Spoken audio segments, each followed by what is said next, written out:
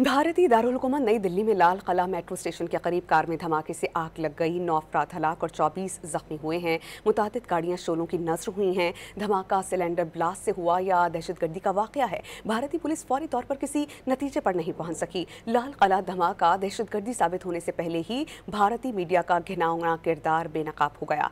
भारतीय मीडिया ने पाकिस्तान मुखालिफ फॉल्स फ्लैग मुहिम शुरू कर दी। भारतीय दारुल हुकूमत नई दिल्ली के high security zone Lal Qila metro station में कार में जोरदार धमाका हुआ। धमाके के नतीजे में 9 अफराद हलाक और मुतादिद जख्मी हो गए। धमाके की आवाज दूर दूर तक सुनी गई। अफरा तफरी फैल गई। धमाके से भड़कने वाली आग ने अतराफ में मौजूद गाड़ियों को भी लपेट में ले लिया।